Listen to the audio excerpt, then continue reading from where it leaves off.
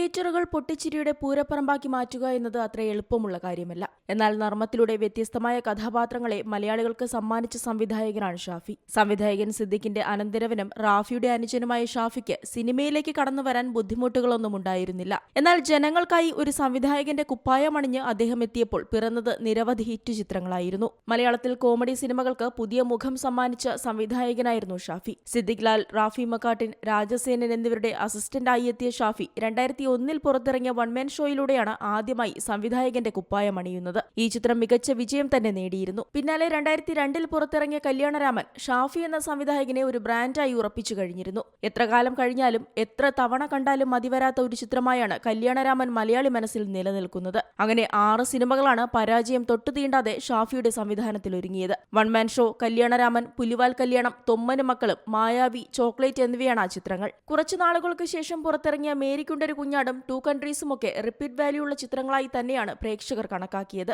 അദ്ദേഹത്തിന്റെ സിനിമകൾ മികച്ചു നിൽക്കുന്നതിന്റെ മറ്റൊരു മൂലകാരണം കഥാപാത്രങ്ങളുടെ അടിത്തറയാണ്. കരിയറിൽ ചെയ്ത 18 സിനിമകളും പ്രേക്ഷകർക്ക് സമ്മാനിച്ചത് എന്നും ഓർത്തുവെക്കാനാവുന്ന നിരവധി കഥാപാത്രങ്ങളെയും. അദ്ദേഹത്തിന്റെ ചിത്രങ്ങളിൽ കോമഡി സീനുകൾ കുത്തി നിറയ്ക്കുകയായിരുന്നില്ല, പകരം അത് സിനിമയ്ക്കൊപ്പം ഇഴചേർന്ന് പോവുകയായിരുന്നു. കല്യാണരാമനിലെ മിസ്റ്റർ പോഞ്ഞിക്കര ഉൾപ്പെടെ എല്ലാ കഥാപാത്രങ്ങളും ഒരു തരത്തിലല്ലെങ്കിൽ മറ്റൊരു തരത്തിൽ ജനങ്ങളെ ചിരിപ്പിച്ചവരാണ്. മായാവിയിലെ ശ്രാങ്കും, ചട്ടമ്പിനാടിലെ ദശമൂലം ദാമുവും, പുലിവാൽ കല്യാണത്തിലെ മണവാളനുമൊക്കെ വർഷങ്ങൾക്കിപ്പുറവും മലയാളികളുടെ ചിരിപ്പടക്കങ്ങളാണ്. വർഷം ഇത്ര കഴിഞ്ഞിട്ടും ഇന്നത്തെ തലമുറയും ഷാഫിയുടെ കഥാപാത്രങ്ങളെ കണ്ടു ചിരിക്കുന്നുണ്ട്. ഒരുപക്ഷെ ഷാഫിയുടെ ചിത്രങ്ങളിലെ നായകന്മാരേക്കാൾ ആഘോഷിച്ചത് ഇത്തരം കഥാപാത്രങ്ങളെയാവും. സിനിമ കാണാനെത്തുന്ന പ്രേക്ഷകർ ചിരിച്ചുകൊണ്ടാകണം തിയേറ്റർ വിടുന്നതെന്ന് ഷാഫിക്ക് നിർബന്ധമായിരുന്നു. അങ്ങനെ ചെയ്യാൻ ആശിച്ച നിരവധി ആശയങ്ങൾ ബാക്കിയാക്കി ഷാഫി മടങ്ങുമ്പോൾ മലയാളിക്കത് തീരാ നഷ്ടമാണ് നൽകുന്നത്. News desk, Zee Malayalam news.